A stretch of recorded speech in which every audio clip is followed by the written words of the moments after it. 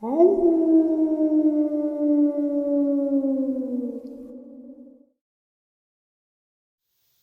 greetings and salutations, everyone. I hope everyone is still doing well. I have an awesome middle of the night bonus upload for you. Before we get into it, a couple links. As you all know, I rely on Patreon, PayPal, channel membership, and the merch to help the channel to continue to grow and go. Links to Patreon, PayPal, and channel membership is in the description below. Merch displayed directly under the video. Also, Dogman Frightening Encounters, Volume 1 through 3, the audiobook versions. They were written and researched by Tom Lyons, narrated and produced by me, Jeff Nadolny. Those audiobooks are available on Audible, Amazon, and iTunes, links to which are also in the description as well. And finally, last but definitely not least, if you'd really like to help support this channel to continue to grow and go, simply subscribe. It does not cost you a cent. Click that like button, takes half a second. If you don't want to miss out on any of the informative uploads I put out daily, click that bell icon, and folks, please leave a comment. Why? Well, because all these things, they really do help this channel to continue to grow and go. And yes, folks, they definitely do matter. Now, everyone, I have taken far too much of your time. Let's jump into this middle of the night bonus upload. Shall we? Today's first part of the upload. I was at work yesterday talking to one of our cashiers about my recent hiking trip. And when we got talking about Bigfoot in general, a customer overheard and mentioned that he had seen something back in the early 90s at a local park, A.J. Jolly Park in Campbell County, Kentucky. He said he was out hunting for mushrooms and he saw what he called a Bigfoot. He said it climbed up a large tree very quickly and started to jump from one tree to the other, heading away from him. The description he gave was odd. He said it was a dirty blonde, light brown color, covered in hair, had large, pointed ears on the top of its head, but no snout, and had a tail, like a collie dog. He said the arms, hands, and fingers were clearly human, and the forearms were longer, and it had black claws. He said the legs and the butt were human as well, not reversed canine legs like most Dogman are said to have. I asked him more about the face. He said he only got a quick glimpse at the face since he was seeing it from behind. He did say he was sure that it had no snout, as he felt the detail would have stuck out to him. Today's second encounter. I've always had a very deep respect for Native American spirituality, and in all of my learning about different traditions and important figures, I never thought I could ever come into contact with a piece of it. I didn't even think that it was a possibility that these animals were shapeshifters of any sort until I recently was telling my brother about it, and he told me that it might have been. I grew up in the central mountains of Idaho, in between several big mining towns from the late 1800s. And living here for most of my life, I know what wildlife looks like, and I know what I would see at which time of the year, except for a few encounters that I still can't explain. I was out early with my dad and my granddad to go and find a scrap pile to get some firewood from. It was about 7 or 8 in the morning, and we were on a tiny dirt path miles away from any houses. And as we were driving, we turned the corner to see an animal sitting in the middle of the road. I would say that it was about the size of a large dog, but hunched close to the ground and completely black. It had a long tail that dragged on the ground, and when we pulled up to it, it turned and looked at us. It had a small head with either small ears or no ears. I couldn't see anything specific. After it saw us, it hopped off the trail into the bushes on the side of the road. Believe me when I tell you this, I have never in my life seen an animal that looked like this. We were all confused. One other time I was out riding my ATV at around sunset. I was by myself on some trails that I knew well. I decided to explore a bit and took a different path, and suddenly it started to go up a steep hill with lots of washout. As I stopped to try to turn around, The scariest looking bird I have ever seen ran in front of me across the trail. There are a lot of wild chicken, turkey, etc., but this was about the size of a chicken.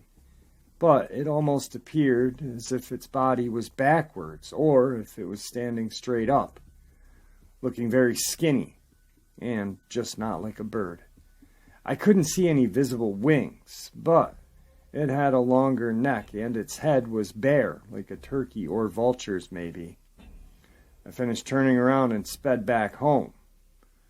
I don't know much about native tribes that would have inhabited this area before the gold rush, but I do know that a lot of violence and death happened because of it.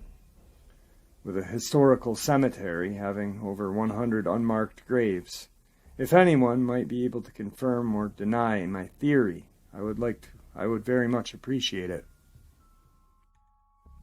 Today's third part of the upload. My name's Eli, I'm 22 years old, and I've always loved being outdoors and in the woods. I remember about 9 years ago, I was 12 to 13, my family moved to Minnesota to help my grandparents. They were getting up there in age and couldn't run the farm like they used to, and just for a change of scenery. A year or so after the move, my two brothers and I got into the habit of running around the edge of the woods along the backsides of the property and exploring where we probably shouldn't have been. With that, after school one day, me and my brothers got our stuff and made the 400 to 500 yard hike to the forest behind our house. My brothers decided to take off and run ahead, about another 300 yards ahead of me, play tackling and just being rambunctious teenagers, while I noticed a bundle of flowers that my grandmother would have loved. As I looked at the flowers, I heard a bit of rustling in the woods about 15 to 20 feet to my right. I didn't think much about it, because, you're in the woods. So I shook my head and went to grab the bunch of flowers to give to my grandmother. No sooner as I reached my hand out to grab them, in my brother's voice, someone called my name for help. It sounded just like my little brother, except it was just off a little bit, like it was being played from a recording. I immediately froze because I looked up and noticed my two brothers were a ways ahead of me playing in the snow. I remember calling for them to hurry up and come with me to the house, and as we turned to run to the house, I noticed a lone coyote moving in between some old beat-up trucks that my grandfather had parked in the pasture on the edge of the woods. But this coyote was considerably larger than any one I have seen up until this point. And what struck me as odd was that this coyote looked like it had gotten hit by a car, and I swear it moved around the trucks. It looked like its paws were on the side of the truck, like it was trying to look over the truck at me. I couldn't help myself. I yelled, "Hey!" to it, and we sat for about a minute or less just staring at each other. Before I could turn and start back, walking to the house, I watched this thing lean around the truck and say in my brother's voice again, "Hey!" When this happened, I yelled for my brothers and booked it to the porch of the house. As my brothers caught up to me, they noticed how pale I was and asked what was wrong. So I told them that I saw a mountain lion, scared of being ridiculed for seeing something so ridiculous. Later that night, I was looking around on the internet, and I found some other encounters by people all over the United States having similar stories, and came across an article about skinwalkers and Dogman, which was both terrifying and interesting. This isn't the only encounter I've had with such entities. I just wanted to get my story out there as a bit of warning that there are things out there that don't really make sense to the human mind. Update. Despite the events that have plagued me in the past, the events in this encounter happened not too far inside of Ocala National Forest in central Florida. Some sort of cryptid in Florida, go figure, right? So, the day started with a phone call from my brother who asked to take a hike in the national forest outside of our town, and then to spend the night out there in hopes of doing a little fishing and roasting some marshmallows over a fire. It was me, my brother, and his girlfriend, who I see as my loving little sister. So it was going to just be a chill night. We left town and headed to the woods pretty early that day, around 3 in the afternoon. We had gotten to our spot in the woods after 2 hours of riding around trying to find a perfect spot to set up a tent. My brother, sister, and I decided to start the day with some fishing, so we grabbed our rods and tackle box and headed to the little stream about a quarter of a mile from our camping spot. As we came close to the stream, we noticed this awful smell like rotten meat. When we came up to the stream, we found the source of the smell, an abundance of dead fish all around the edge of the stream, and seeing the water had a nasty rust color to it. When we were done gagging at the sight and smell of what was in front of us, a huge sense of dread washed over, with an uncomfortable feeling of being watched. My sister noticed and asked what was wrong, so I played it off like a joke and suggested we go make a fire and set up the tent. So I shrugged it off, not wanting to frighten her. After another 30-minute hike from the stream back to the campground, my brother and sister started collecting wood for the fire, while I started to set up the tent. I set the tent up around the same time they came back with enough wood to have a fire that would last a long time. So we got the fire lit, and I'll admit it was a damn good fire, and we decided to start roasting marshmallows. Before I could eat any, I had to take a leak, so I told them that I was going to step into the woods for a second and pee. I walked about 30 feet into the woods and started to relieve myself when I heard my sister say, "Hello." Finding this extremely odd, I looked around and didn't see anyone or anything, so I went back to my business. As I was zipping up my zipper, I heard her say again, "Hey!" Thinking they were pranking me, I rushed back to the campground to find them still roasting marshmallows over the fire. Kind of freaked out, I asked them if they were messing with me, to which they frowned and explained that they've been in the same spot since I went into the woods. Now terrified, they saw how ghost white I turned and asked me if everything was all right. So I told them what I heard, and they suggested we just go into the tent and go to bed early. So that's what we did. After already taking a while to fall asleep, I woke up in the middle of the night to underbrush crunching right outside of our tent. And the horrible smell from earlier was back, worse than before. For fear of scaring the hell out of my brother and sister, I decided not to wake them.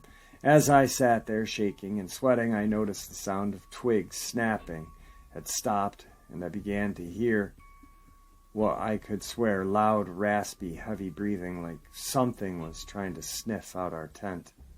I quietly tried to lay back down and cover my ears so I couldn't hear the breathing anymore, and eventually fell back to sleep. The next morning we woke up late, so we decided to start packing up our belongings and head home. When we got out of the tent, the first thing we noticed was our cooler was tore up and thrown upside down against a tree with everything that was in it strewn throughout the campsite.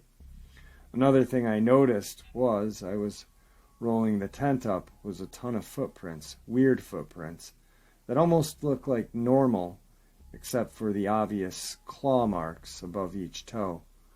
Once I spotted these, I hurried up, putting the tent in my truck, and got my brother and sister and myself out of there as quick as possible.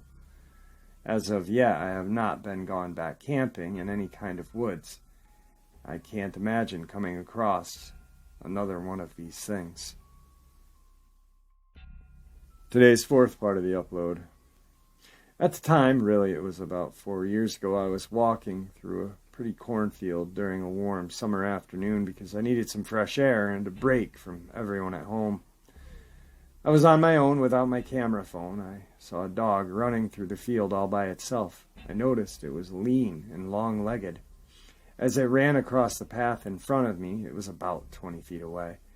I noticed that it did not have a tail. Still watching this dog, then it went over towards the line of hedges and sat down.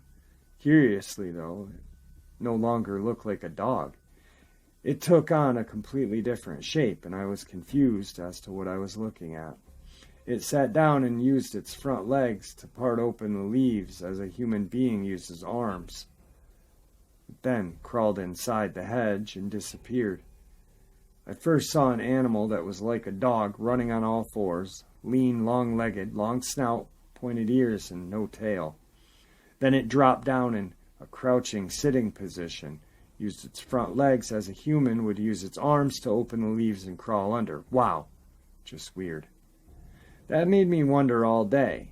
It was a week later, and I almost forgot about this when a loud noise startled us.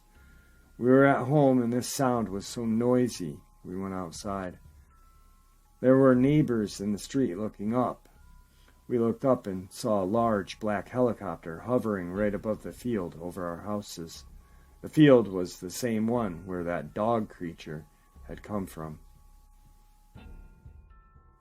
Today's fifth part of the upload. My husband's grandmother told a story about when she was a little girl. Would have been in the early 20s. One of her older family members was on his deathbed. The family was all at the house taking care of him and grieving as he was almost gone.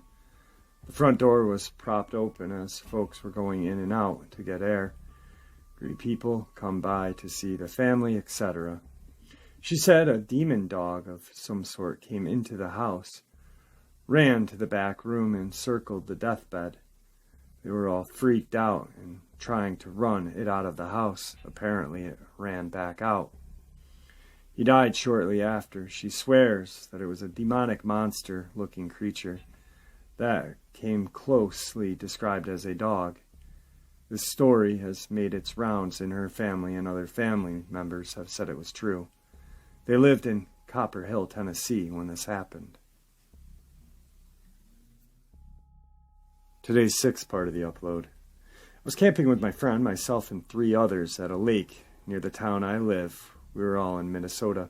It was around 10 or 11 p.m., and we were sitting around a fire, talking and whatnot, when all of a sudden, a small rock hits the folding table next to me and my friend. The rock seemed to come from the trees that were between us and the lake. It spooked us a little bit, but we just laughed it off and made jokes about how it was probably a Sasquatch or something. The next morning, we noticed the bag of hamburger buns had what I assumed to be a bite taken out of it. The bite was very clean and basically a big semicircle, similar shape to a human bite, but much larger. The bag was unopened and in a grocery bag with other food items when I found it. The buns were the only thing that had gotten touched. We figured it couldn't have been a dog because of how clean the bite was, and the bag was still on the picnic table at the campsite. The thing that stands out the most to me in thinking it was not an animal was the fact that the bitten bag of buns was put back in the grocery bag. The overall experience was weird. I'm still unsure of what took the bite, but I'm thinking it was not a person or some type of common animal. Today's seventh part of the upload. A close friend of mine, who I've known since we were kids, and he has never lied to me, told me about an encounter he had while we were both living in Washington State. He was shooting in an abandoned quarry when he heard the loudest angry animal growl howl he has ever heard. He took his 14 gun collection and noped out faster than he had ever ran in his life. He can't tell me what kind of animal it was. He thinks it may have been a Bigfoot or a Dogman. He even searched cryptid sounds online and found one that sounded very similar, and that one claimed to be the sound of a Bigfoot. Today's eighth part of the upload. I live in southern Wisconsin in the country. Lots of trees, ponds, cornfields are all around my area. There's always a really long walking trail usually used for snowmobiles. When I was a kid, early teens, I used to walk on the trail, which was right down the road from my house. To describe the trail, it's pretty much a rocky dirt path, and on each side of the path there's dense trees. One day I took my friend with me. It was like the middle of the day, and it must have been spring or early summer because I really don't remember it being cold and there was definitely no snow. Anyway, so we're there walking and talking about random stuff, and we saw up ahead what looked like a small, dark-colored alligator cross the trail from one wooded part to the other, walking right in front of us.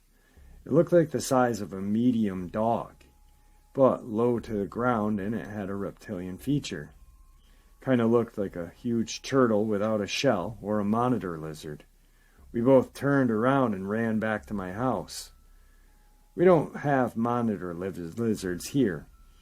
We get pretty big turtles, but they need shells to live. Never figured out what it was. Never walked on that trail again. Today's final part of the upload.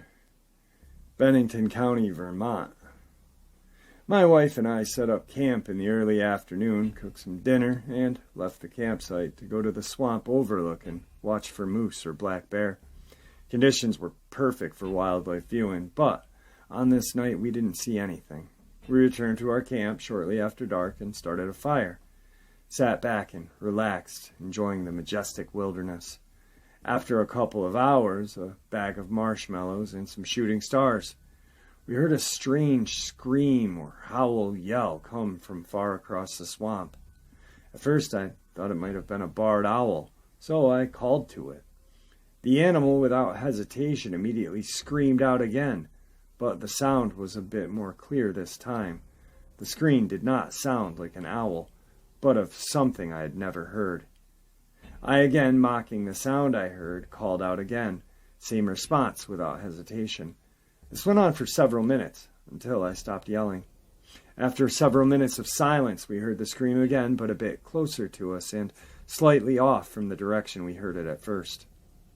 Curious by this, and beginning to think that it may be a bobcat, though I am an avid outdoorsman and can distinguish the difference in calls of North American wildlife, I again mocked the sound. I heard and got no response from the woods for several minutes. Then a frightening scream from roughly 100 yards away scared the hell out of us. My wife scrambled to plug the spotlights into the car while I grabbed my NE firearm 12-gauge shotgun and loaded 3-inch mag slugs. We shined in the woods for several minutes, but could not see anything. No eye shine, just the trees. I threw a couple of logs onto the fire while my wife stood guard with the gun. We shut the spotlights off, convinced that our mad dash for weapons and lights scared whatever it was away. After a few moments, we heard what sounded like a thump. Then the distinct sounds of sticks and leaf litter crunching. Something was walking in the area we last heard the call, but much, much closer. It sounded like it was 50 yards or less away. We again spotted the tree with our lights, but couldn't see anything. I decided to call out again to see if it would respond, and it did. The forest erupted in the loudest, most blood-curdling scream I had ever heard from over my shoulder out onto the dirt road. My wife was tending to nature when I did this, and she was on the opposite side of the car towards the road. She nearly jumped the car with her pants down. I again shined the spotlight in the direction of the road, and nothing. We heard the sound several more times, along with the sound of the bushes, as if something was walking around our camp. This call would come from all directions. We would put the spotlights out there to see, but saw absolutely nothing every time. We had our dog with us, a 75-pound lab. She was very curious about the sound when it was out in the far distance. She would not take her eyes off the woods in the direction of the sounds. As the sound got closer to us, my dog began to get very restless. She would pace back and forth and watch the woods. As the sound got very close to us, my dog stood behind my legs, watching the trees, and she began to shake profusely. When my wife went to use the restroom and the scream came out from behind the car, the dog crawled under the car and laid there shaking violently. My dog usually will bark at wildlife. She has even ran after a black bear on one encounter, in this same forest, but this time she acted like she was as scared as me. This experience ended when the Bennington County Sheriff Patrol car came flying down the dirt road. After the car passed, we didn't hear another sound from the forest. I rigged a line of rope around the car, hung all the pots and pans from along various other items from the camp, and tied off our cooler, placed it on top of the car. We slept in the car that night with a loaded 12 gauge right next to me. Wow, what an awesome middle of the night bonus. I hope you guys enjoyed it as much as I enjoyed sharing it with you. Just a quick bonus upload to get us through this night and into tomorrow. Thank you for supporting the channel. Your support is what makes this channel continue to grow and go. And honestly, what makes this channel special is you guys. It is truly appreciated, the community you guys have created in that comment section. It is second to none. You guys have just unbelievable respect and kindness, openness for each other. Thank you. With that, please stay safe, happy, healthy, and ever vigilant, keeping an eye on our children, our pets, our family, and friends. These creatures are real, they're out there, and they are dangerous. Share this information with the people you love and care about, and it may just help save their lives someday. Until next time, never stop asking questions, and don't stop looking for answers.